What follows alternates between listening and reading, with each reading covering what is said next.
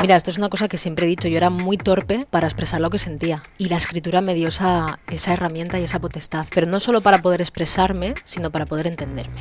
Al final creo que cuando tienes la inquietud de escribir puedes hacerlo de cualquier cosa. Entonces pues para mí era el pan de cada día, el estar rodeada de libros. Me gustaría también que me hablaras de ese concepto. De Birmor. Bueno, Birmor es vivir con amor. Pero ¿cómo le darías 5 pasos para empezar a vivir con amor? Para mí lo importante de la vida es el camino, no la meta. Creo que es una moda, la hiperproductividad. Y una moda que mentalmente es necesaria porque nos cuesta mucho parar. Pues mira, todo lo que sea hacer daño a un niño para mí es imperdonable. No, es que es un psicópata. Bueno, a veces tendríamos que entender que hay gente que es mala y punto. Y no tiene un trastorno, no tiene una psicopatía. Es que es mala persona, hay gente que es mala persona. ¿Hay cura para eso? Yo te diría que el amor. Pero no siempre. Pero para mí los niños tendrían que estar educados desde más cariño y más comprensión. Rendirse no es una opción en ese sentido. Porque creo que cada día te ofrece algo bueno. Y cada día tiene algo distinto. Y cada día tiene algo que merece la pena. Así hasta que nos muramos, que nos vamos a morir todos. 3, 2, 1.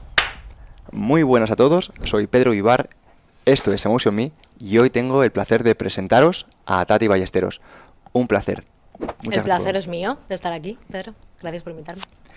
No todos los días se tiene a una autora que ha pasado de la novela al ensayo. Uh-huh. Y esto, a nivel personal, me genera muchísima curiosidad porque ha tenido que ser un cambio de perspectiva en una misma para saber qué puede aportar en otros ángulos.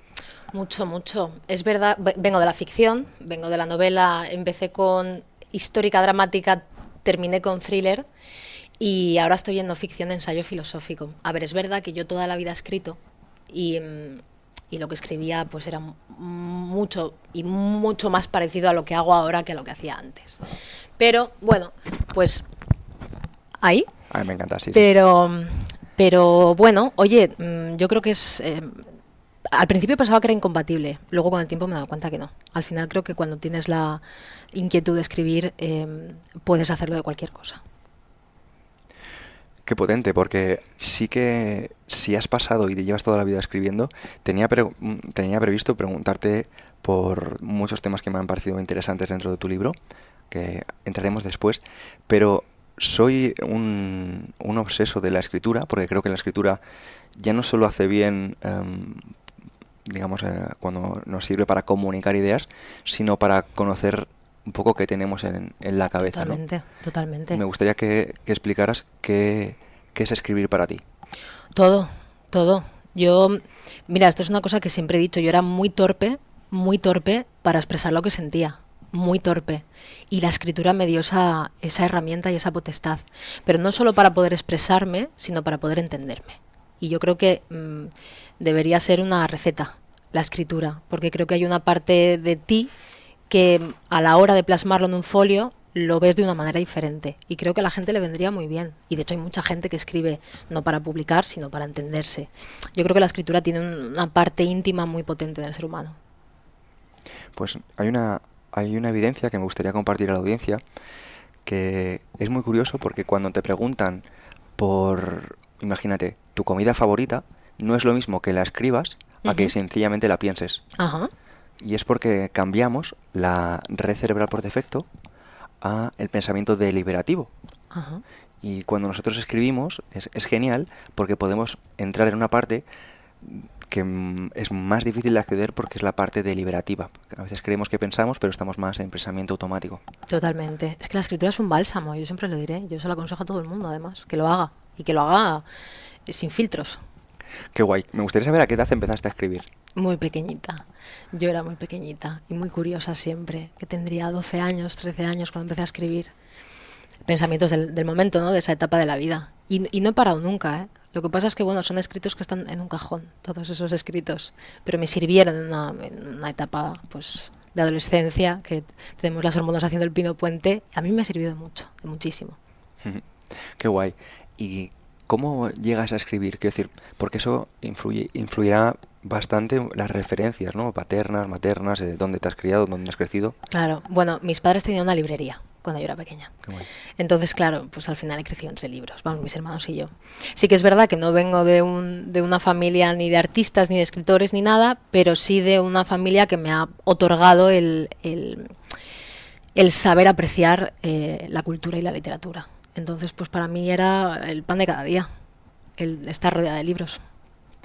Me gustaría, ya a nivel personal, cómo ha evolucionado en ti la afición a la lectura. ¿Con qué libros te iniciaste y cómo evolucionaste? Porque al final creo que lo que tú consumes luego al final te ayuda a entender por qué expresas lo que expresas. Claro, es que han sido tantas cosas. Yo creo, fíjate, recuerdo un libro cuando era adolescente que se llamaba Memorias de Idún. Ah, sí, de Laura Gallego, ¿no? Y pues era fantasía realmente, pues me gustó mucho. Luego ya pues más filosofía, recuerdo un libro que me marcó mucho que fue Inteligencia Emocional de Daniel Goleman, que lo leí demasiado pequeña, yo creo, pero siempre he tenido más inquietud en aprender algún tipo de disciplina o lo que sea que en leer literatura como tal. Pero es que he leído de todo, la verdad. ¿Y eso es lo que te llevó a la criminología? Bueno, a mí la criminología para mí era muy importante entender la mente perturbada del ser humano. ¿De verdad? ¿Y eso por qué? No sé, yo quería entenderla, no sé por qué. ¿Dónde veías tanta perturbación? Yo, en todos los lados. No, yo soy muy fan del thriller de ficción de audiovisual y a mí me encantaban esas cosas. Y dije, pues venga, criminología. Empecé a estudiar filosofía, pero luego terminé criminología por cosas de la vida. Y me encantaba. Y es una carrera preciosa, ¿eh? Preciosa. Dentro de lo que es criminología. Wow, pues tenía previsto preguntarte qué te ha enseñado la criminología sobre la naturaleza humana. Muchísimas cosas, sobre todo a no reducir al ser humano a una cosa. Es lo que más me ha enseñado la criminología. Qué potente. ¿Por qué dices reducir al ser humano a una cosa? ¿Dónde ves que se reduce el ser humano a una cosa? En muchas cosas. Etiquetamos constantemente a la gente. Entonces, la criminología te da esa perspectiva diferente. A no reducir a una persona ni a un momento, ni a una etapa, ni a una acción, ni a un pensamiento, ni a lo que dice, ni... ¿Sabes? Hay mucho más de un ser humano. Esto también lo abarca mucho la filosofía, pero en criminología era más tangible. O sea, que tú te has sentido etiquetada como escritora o como mujer o como alguna cosa. Sí, bueno, no, y en el día a día, pues te gusta, yo qué sé, ¿qué ejemplo te puedo poner? ¿Te gusta el deporte? Pues ya eres deportista. Bueno, pues yo no soy deportista, pero me gusta mucho el deporte, es decir, vamos como encasillando, ¿no? Te pongo el ejemplo más trivial que se me ocurre. Pero no, lo hacemos constantemente, de manera inconsciente. Tampoco creo que sea algo que lo hagamos a mala leche, pero lo hacemos. Sí, y eso a mi juicio, yo lo he visto sobre todo en las ciencias del deporte. El ser humano es un sistema complejo dinámico y tiene que ver muchas veces no con el músculo, o sea, tiene que ver con su sistema nervioso, tiene que ver con todo su microbiota, tiene que ver con muchísimas cosas que no se tienen en cuenta y un profesional de la salud los debe tener en cuenta, ¿no? Entonces me encanta que no reduzcas al ser humano a una etiqueta, porque es que, no sé si lo sabes, os imagino que sí, va muy de la mano con la departamentización en la educación. Al final nos enseñan un departamento y nos aislamos de los departamentos consiguientes. Correcto. Y es muy difícil entonces ver fuera de tu propio departamento. Correcto. Pero bueno, la educación es así. La educación al final, yo tengo mucho cariño a la educación porque tengo muchos amigos y familiares que se dedican a ello, son docentes. Pero bueno, creo que la educación habría que darle una vuelta bastante grande. Por eso de justo lo que dices tú, ¿no? Al final son etapas en las que un ser humano está en construcción y hacer ese tipo de sesgos es complicado y peligroso muchas veces. Pero bueno, yo creo que estamos avanzando también en eso. Desde la perspectiva que alcanzas tú con honrar la vida, ¿qué cosas cambiarías desde niños para que empezáramos a honrar la vida? Muchísimas. Pues no etiquetar, entender que hay una identidad que se está construyendo en etapas muy, muy complicadas y muy decisivas para el momento en el que eres adulto. El cariño, el amor, entender bien el éxito, entender bien la identidad, sobre todo eso. Y eso es lo que se me ocurre. Te diría muchísimas cosas más probablemente, pero es lo que se me ocurre ahora.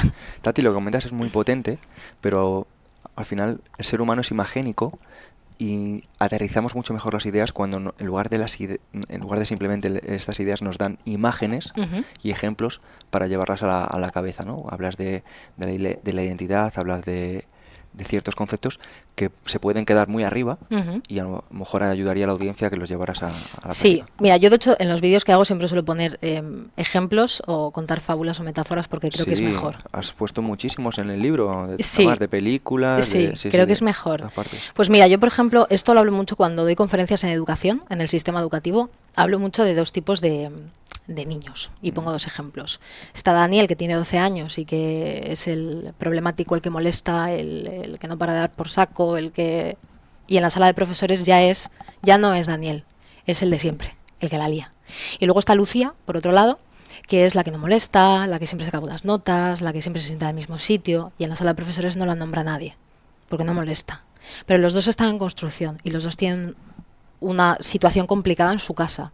¿Qué pasa? Que cuando reduces a Daniel al problemático o a Lucía, a la que no molesta, a él le reduces y le estás metiendo en un saco que de mayor le va a pesar, y a Lucía corre el riesgo de volverse invisible. Es un poco el ejemplo que pongo siempre. Entonces creo que con los niños es así. Por eso te decía que hay que, para mí, es dificilísimo la docencia, entonces tampoco es muy complicado. Pero para mí los niños tendrían que estar educados desde más cariño y más comprensión. Te diría más cariño y más comprensión, y desde un punto más humanista. O sea, creo que hemos confundido durante mucho tiempo educar con tener conocimientos, y al final es una transmisión de humanidad lo que hace la docencia en los niños. Entonces les transmitiría más humanidad, más el que se sepan desenvolver en la vida cuando sean adultos, más que saber cuáles son los reinos cristianos.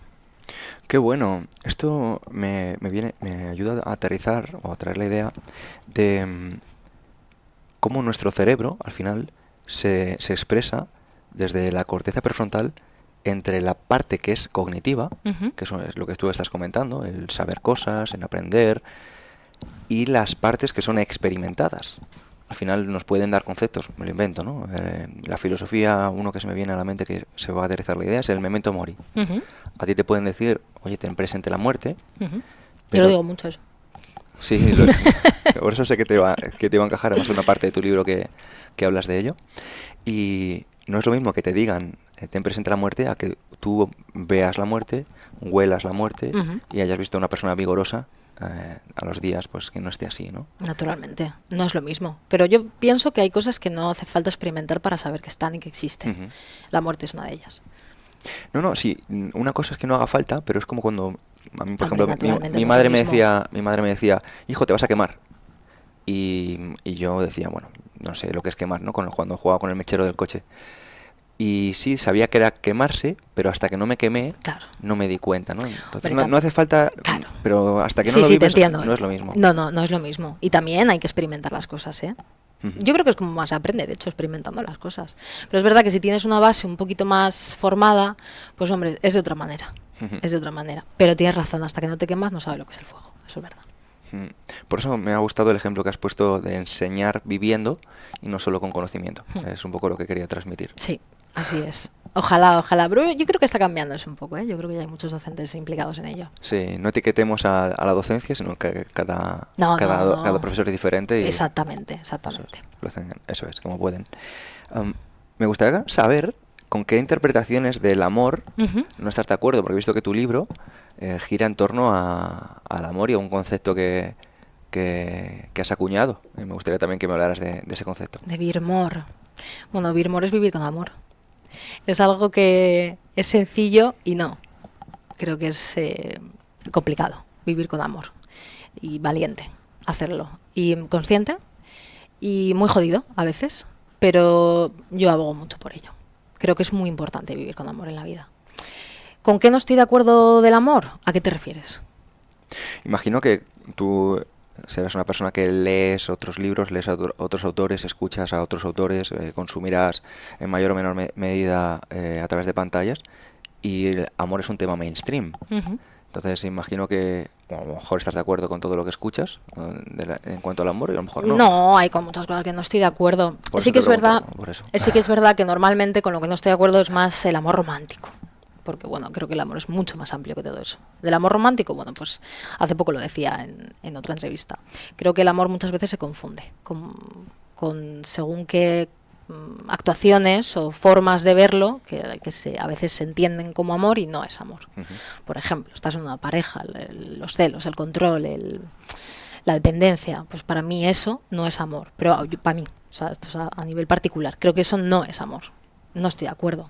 Creo que tiene que ser algo totalmente altruista el amor. Y eso estamos hablando en el amor de pareja. Imagino que tienes una visión mucho más amplia del amor y me gustaría que lo aterrizaras en la audiencia. Pues el amor para mí es algo que es una salvación a nivel humana. Es decir, creo que el amor mueve montañas, como se dijo en su día. Lo creo de verdad, lo he visto y creo que hay mucho más amor que odio en la vida. Entonces, creo que es un término que por muy manido que esté, muchas veces no lo usamos. Es decir, oye, hay amor en el mundo y tiene que haber amor en el mundo, si no el mundo no se sostendría. Entonces, en todo su concepto amplio, para mí es como una especie de salvación. De hecho, no te voy a decir la única, pero sí la más potente. Sí, la más potente. Eso no quiere decir que no se establezcan límites. De hecho, Beer Moore habla mucho de eso. O sea, hablando de las buenas personas, ¿no? Que esto muchas veces se habla. Es que no, de bueno eres tonto. Bueno, yo no tengo esa concepción. Yo creo que la gente que es buena y no es tonta. Que es tonto el que se piensa que se puede aprovechar de alguien bueno. Pero ser buena persona es necesario. Ser amable es necesario. Y todo eso lo comprende el amor. Beer Moore en este caso también, ¿no? Pero también se establecen límites en la vida. También es importante el amor propio. El decir, bueno, hasta aquí, quiero decir, yo te quiero mucho y te deseo el bien, pero bueno, hasta aquí. Es decir, el amor no es todo, esto es una pompa maravillosa. No, el amor tiene lugares complicados, pero como la vida. Uh-huh. Me ha encantado porque has mencionado el concepto buena persona y me gustaría saber qué es para ti o qué características tiene una buena persona, qué valores. Hacer el bien. Hacer el bien. Y eso se lo digo mucho a mi perro, le digo todo el día haciendo el mal. No es que sea malo, es muy travieso, digo todo el día haciendo el mal. Pues la gente que hace el bien, la gente que es considerada, la gente que es amable, la gente que te puede cambiar la vida a bien. Es decir, ¿qué no es ser buena persona? Pues todo lo que sea negativo contra el que tienes enfrente o contra lo que tienes enfrente. Desgraciadamente hay malas personas también. ¿Y se puede ser buena persona con otros y no hacia uno mismo? Sí. Sí, a veces tenemos una idea muy equivocada de amar, por eso te digo, hay gente que cree que por estar todo el día disponible para otra persona eres mejor o vas a estar más aceptado, pero te descuidas a ti mismo. Uh-huh. Eso tampoco está bien. Hay un equilibrio. También ese equilibrio, Beer Moore, por ejemplo, es encontrar un equilibrio. ¿Cómo definirías Beer Moore para una persona que acabe de escucharte? Pues Beer Moore es una filosofía muy humanista o una corriente de pensamiento que todos tenemos dentro. Es decir, yo no hablo de nada que la gente no sepa que ya está dentro de sí mismo o que la gente no sepa lo que es. Yo no hablo de conceptos extraños, ni de formas de vivir extrañas, ni de situaciones extrañas. Le doy otra perspectiva. Y Beer Moore simplemente te va a recordar que estás vivo, que merece la pena vivir y que hemos venido aquí para estar bien y para hacer estar bien al mundo. El concepto de estar bien, a mi juicio, es como muy difuso, es muy amplio, porque lo que puede ser estar bien para una persona, para otra persona a lo mejor no es tan claro. ¿Cómo lo aterrizarías? Para mí es ser muy congruente contigo mismo. O sea, creo que el estar bien es algo muy íntimo, muy personal, muy introspectivo, y creo que tiene que ver mucho con la congruencia y con la conciencia de uno mismo. Porque naturalmente no todos vivimos igual, ni queremos. Entonces, en ese caso, a otra persona le puedes hacer sentir mal. No, ¿por qué?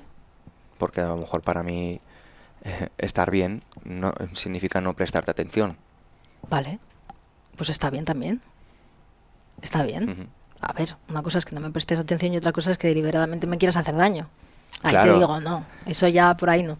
Pero no, es que somos tantos humanos.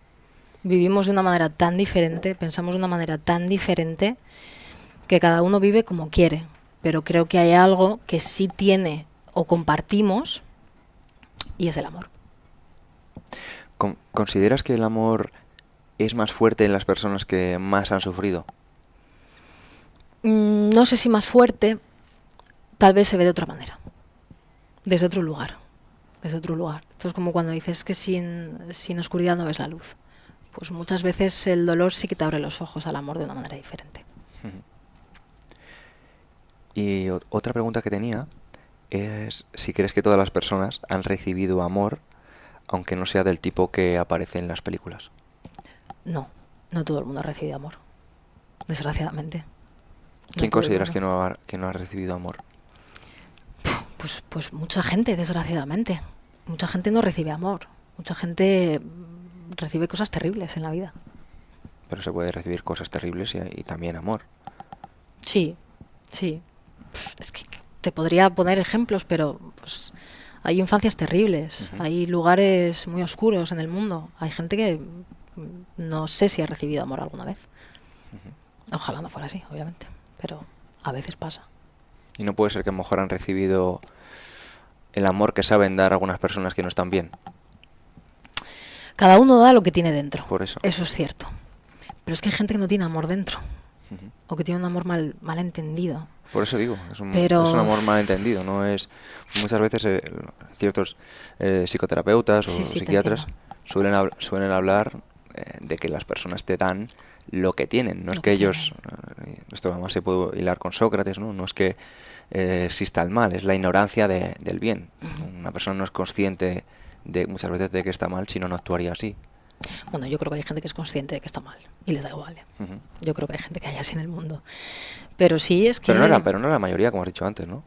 No, yo creo que hay más amor hace que más odio. Ruido. Hace más ruido, correcto. Yo creo que hay más amor que odio en el mundo. Además es que estoy convencida de ello. Lo que pasa es que hace más ruido, como bien dices tú. Se nota más, duele más. Entonces eso se ve más. Pero cada uno tiene lo que da dentro, efectivamente, Pedro. Pero es que hay gente que tiene cosas malas dentro. Y no sé si es falta de amor o porque, bueno, ya nos podemos poner a entrar en lo que es la maldad, lo que es la psicopatía. Es decir, claro, luego hay tantas cosas dentro del cerebro humano. Y es una oportunidad teniéndote aquí pero para aterrizarlas, ¿no? Pero hay gente mala. Y de hecho esto es una cosa que muchas veces yo hablo con compañeros de criminología, ¿no? Muchas veces, por ejemplo, en programas de televisión o en thriller, ¿no? En estas cosas que hay. No, es que es un psicópata. Bueno, a veces tendríamos que entender que hay gente que es mala y punto. Y no tiene un trastorno. No tiene una psicopatía. Es que es mala persona. Hay gente que es mala persona. ¿Hay cura para eso? Yo te diría que el amor. Pero no siempre. Pero hay gente mala. ¿Sabes? Hay gente mala. Entiendo el punto porque eso es algo que vemos, pero a mí me gustó la perspectiva que compartió en una ocasión también el doctor Mario Alonso Puig, que decían que no es que sea gente mala, sino gente que no está bien. Sí, pero para mí eso es una justificación. Es decir, tú puedes encontrar la explicación de la maldad. No está bien, lo ha pasado mal, ha tenido estas circunstancias, la vida le ha llevado a ese punto de maldad. Pero creo que hay un momento en la vida en el que tienes que romper con lo que te ha pasado. Es decir, no puedes buscarle una explicación constante a la maldad, porque esa maldad hace mucho daño a la gente. Es decir, yo soy muy de encontrar esa explicación, y de ver a una persona mala, a una persona que no hace las cosas bien y decir, ¿qué hay aquí dentro? Aquí dentro hay algo más. Mucho más, pero no es una justificación para que seas mala persona, es una explicación. Entonces sí, claro que hay gente que es mala porque no está bien o porque no lo ha pasado bien, pero no es algo que digas, bueno, como te ha pasado esto, puedes seguir siendo malo, como te ha pasado esto, no, llega un momento en el que tienes que romper con esas heridas y encontrar un camino que se aleje lo más posible de la maldad. No se puede justificar eso todo el rato. Entonces, ¿cómo lo enlazas con el perdón? Porque te he escuchado hablar del perdón, pero si tú no entiendes que esa persona, yo entiendo, ¿no? Que si dices que esa persona es mala, es difícil perdonarla. Es que el perdón es algo tuyo personal. El perdón es algo que te entregas tú a ti mismo, para mí. Creo que es muy importante perdonar, pero ya no solo por la otra persona, sino por ti. Es una liberación perdonar. También porque no puedes estar toda la vida arrastrando esa herida, ni puedes estar toda la vida justificando es que como me hizo daño, como me pasó esto, y te puedo hablar de cosas durísimas, pero ¿qué vamos a estar toda la vida atados a la herida? Pues yo aconsejo que no. Es complicadísimo lo que estoy diciendo, que yo cuando hablo, pero es muy difícil. Pero es algo que te entregas a ti mismo. Si dependiera el perdón de lo que tenemos enfrente, estaríamos amargados. Porque sería muy difícil perdonar. Claro, por eso te decía, ¿no? Que el perdón al final es más fácil hacerlo cuando tú entiendes que la persona que está enfrente no está bien. Claro. Y que tú incluso podrías ser esa persona. Claro. O sea, decir... Es más fácil, pero no siempre vamos a tener esa opción, porque hay cosas que son inexplicables. No, seguro. Claro. Yo hablo desde una perspectiva en la que no he tenido la dificultad o el problema, ¿no? De enfrentarme a gente cruel o gente malvada. Ahora te pregunto, ¿no? En relación a todo esto, ¿todas las personas son dignas de amor?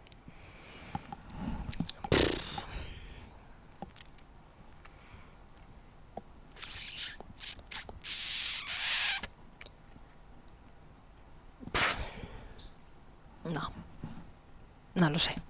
No sabría decirte. No sabría decirte. Es que hay cosas muy malas por el mundo, Pedro. Muy malas por el mundo. Puede ser, puede ser. Y gente muy mala por el mundo. Entonces... ¿Qué has visto para que veas tanta maldad y te cueste ¿no? de decir que todas las personas son dignas de amor? ¿Qué podrías compartir? Que has dicho, wow, es que esto es imperdonable. Pues mira, todo lo que sea hacer daño a un niño para mí es imperdonable, por ejemplo. Te pongo ese ejemplo. Pero claro, es un trabajo, ¿eh? Es que es un trabajo todo esto. O sea, es ahondar mucho, pensar mucho, reflexionar mucho y liberarte mucho de muchas cosas. ¿Tú crees que todo el mundo es digno de amor? ¿Tú crees que un asesino en serie que haya matado 200 niños merece recibir amor? Pues por una parte te diría sí, pero a nivel pragmático yo no se lo daría. Yo. Si se lo diera a otra persona, no diría nada al respecto. Ya te hablo a título personal. Claro, es que hay que verse en la situación también, ¿eh? O sea, creo que la misericordia está muy bien, pero bueno, depende. Interesante. En tu libro hablas de un concepto que es fluir sin rendirse. ¿Podrías aterrizarlo? ¿Cómo fluir? Sin rendirse. Sin rendirse. Es que sabes que la vida es tan bonita para tantas cosas que para mí es importante fluir sin rendirse. ¿Por qué? Porque, mira, justo el otro día escuché, no sé, en un vídeo de estos de Instagram, que decía, ¿cómo era? Si supieras que vas a cometer 101 errores, algo así. ¿Tú los escuchas esa frase? No, pero me encanta. Decía, si supieras que tú vas a cometer 101 errores, cada vez que fallaras estarías contento. O sea, 101 errores para triunfar, me refiero, o para conseguir lo que quieres. Cada vez que tú cometieras un error más, tú estarías contento, ¿no? Pues creo que la vida es un poco eso. Pero porque para mí lo importante de la vida es el camino, no la meta. No la meta. Entonces, rendirse no es una opción en ese sentido. Porque creo que cada día te ofrece algo bueno. Y cada día tiene algo distinto. Y cada día tiene algo que merece la pena. Así hasta que nos muramos, que nos vamos a morir todos. No, es que yo lo digo así, lo siento. No, por supuesto, me encanta. Háblanos de esta visión de la muerte que tienes y por qué consideras que es importante aterrizarla al mainstream. Pues porque es verdad, porque nos vamos a morir.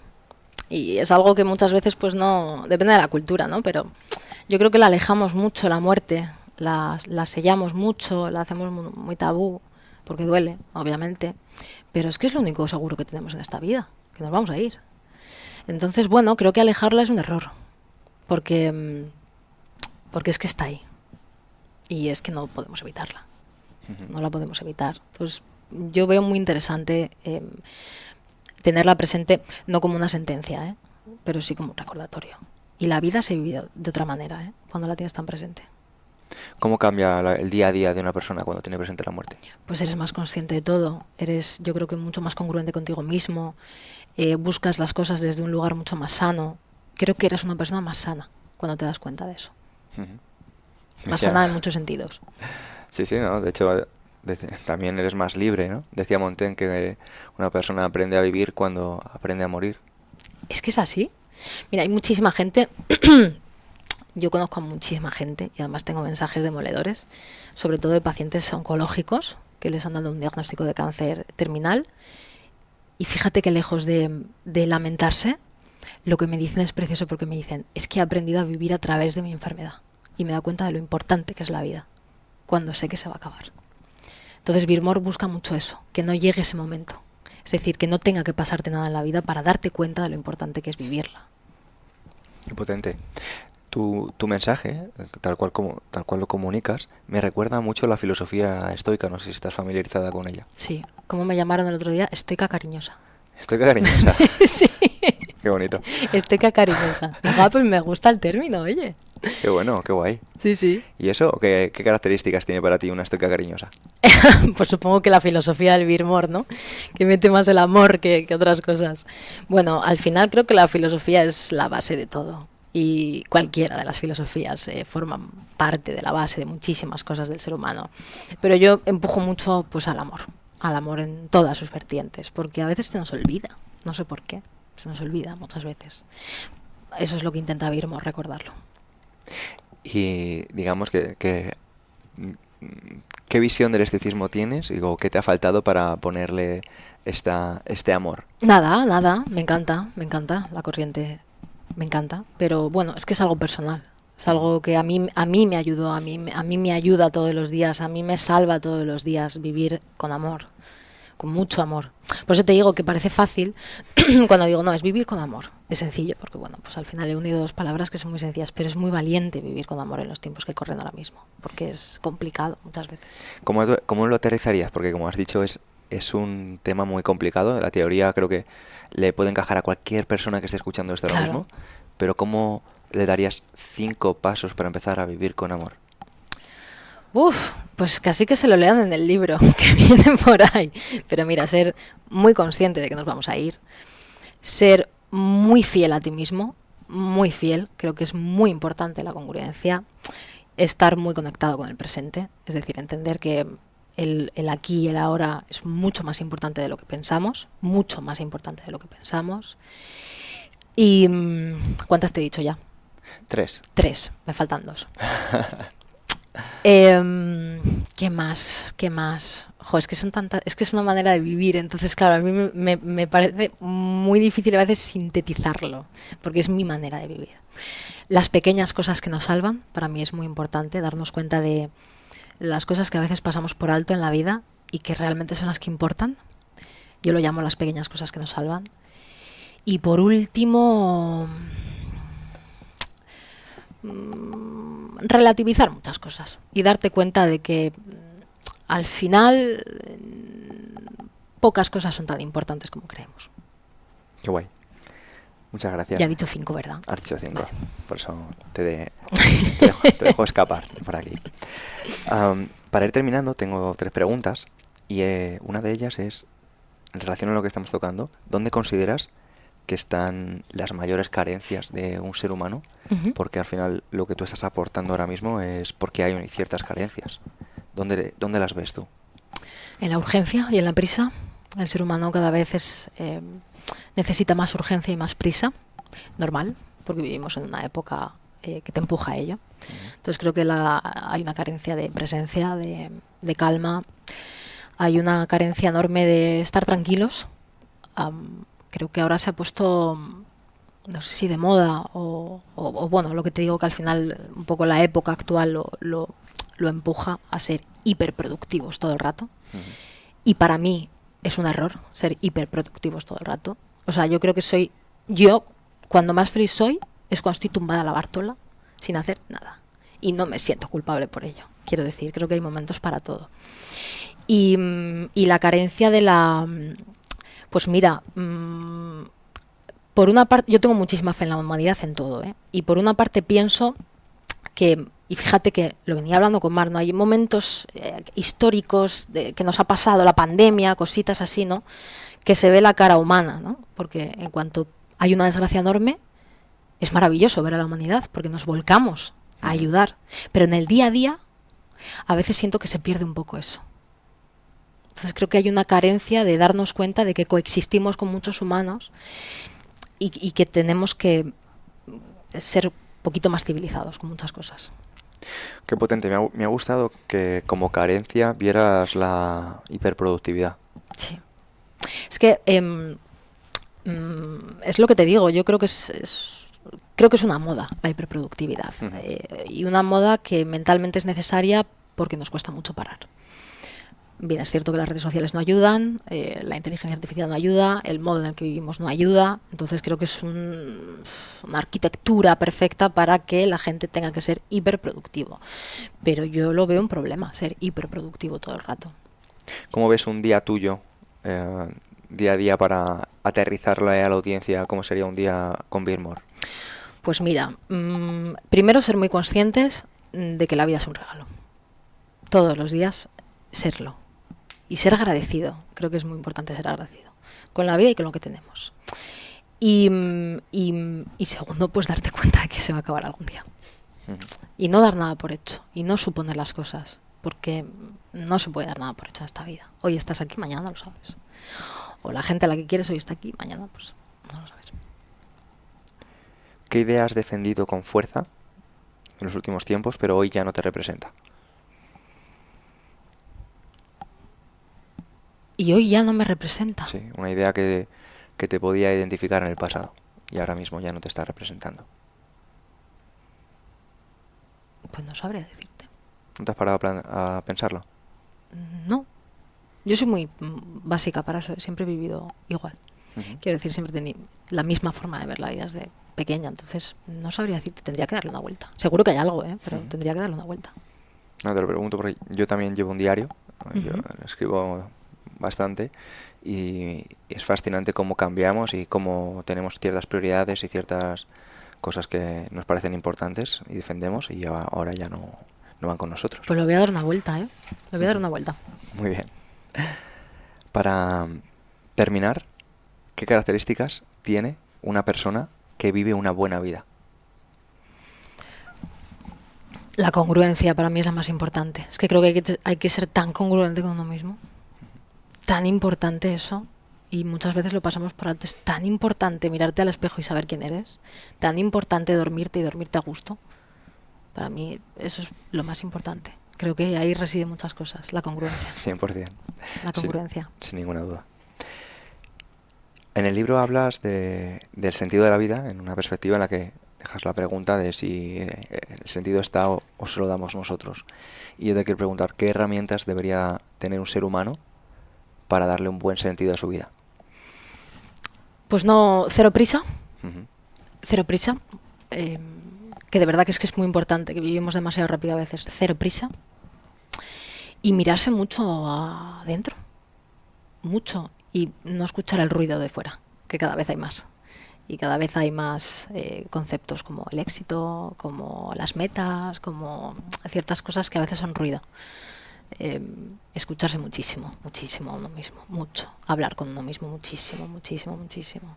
Aunque parezca que estés loco, yo hablo mucho conmigo misma sola. Estoy todo el día hablando. Y creo que es muy importante porque te conoces. Y cuando te conoces y sabes tus límites, tus virtudes, tus efectos, pues es más fácil encontrar un sentido a todo. Qué bien. Y para terminar, para que te despidas de la audiencia, ¿qué mensaje te gustaría dejar si ahora se acaba el mundo y se lo puedes dejar uno? Si ahora mismo se acaba el mundo entero, nos extinguimos. Pero se pervive el mensaje. Amor. Todo el amor que se pueda. Y crear una sociedad nueva con mucho amor. Genial, pues sencillamente decir a la audiencia dónde te puede encontrar, presentarte y eso es todo.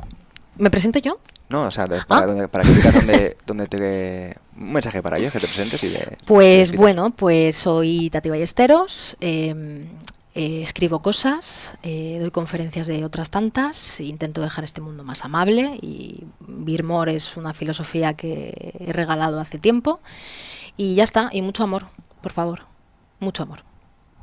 ¿Y dónde te pueden encontrar? Me pueden encontrar pues en Instagram, me pueden encontrar en TikTok, en redes sociales.